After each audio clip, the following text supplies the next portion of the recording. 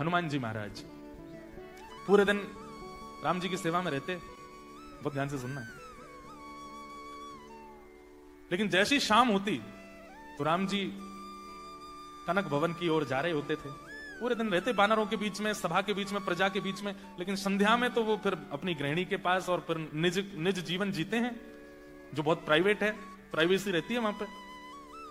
तो हनुमान जी महाराज शाम होते ही बड़े व्याकुल हो जाते हैं, अब राम जी चले जाएंगे, अब राम जी अंदर चले जाएंगे, अंतःपुर में चले जाएंगे, और अंतःपुर में केवल सीता जी जाती हैं और कुछ सखियां जाती हैं, हम लोगों का तो प्रवेश वर्जित है।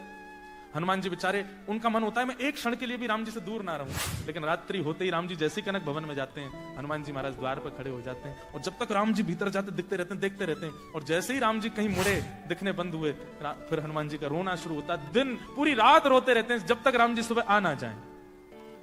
हनुमान जी महाराज व्याकुल हो गए, राम जी से बोले कि आप हमको रात्रि सेवा में ले चला करो। राम जी बोले सीता जी से आज्ञा ले लो। सीता जी से खूब प्रार्थना की, सीता जी बोले नहीं नहीं, रात में वहां सब सखियां होती हैं और वो अंतःपुर है, कहीं तो राम जी को अकेला छोड़ो, पूरे दिन तुम संगी लगे रहते हो। हनुमान जी इतना रोए, इतना रोए। अब हनुमान जी रो रहे हैं, देवी देवता प्रकट हो गए हाथ जोड़ के, हनुमान जी आप आज्ञा करो, क्या करना है। तो हनुमान जी बोले मेरा दुर्भाग्य है कि मैं हनुमान हूं, मुझे सहचरी बना दो, मुझे कोई सखी बना दो, मैं भी कोई नथनी पहन करके, चुनरी ओढ़ करके कोई कन्या बन जाऊं और मुझे राम जी के अंतःपुर में जाने का अवसर मिले।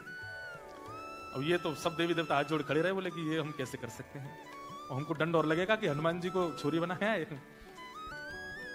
लेकिन हनुमान जी की विरह वेदना इतनी थी कि नेत्रों से अश्रुपात हो रहा था, वो नेत्रों का अश्रुबिंद ही एक छोटी सी धारा बनकर के सरजू जी में गया। सरजू जी उस ताप को सह नहीं पाई और तुरंत सरजू जी प्रकट हो गए। सरजू जी, सरजू मैया, और हनुमान जी के पास जाके बोली हे हनुमंत लाल, क्या इच्छा है।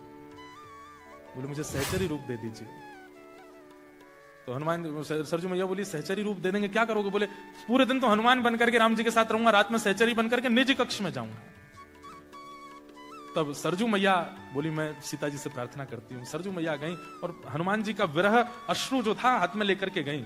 वो ऐसे तप रहा था जैसे कुछ सिक्के को जला देते हैं ना तो वो लिक्विड फॉर्म हो जाता, लाल लाल हो जाए, ऐसे वो अश्रुबिंद तप रहा था। सरजू मैया ने जाकर के सीता जी को तो, सीता जी बोली अरे ये क्या है।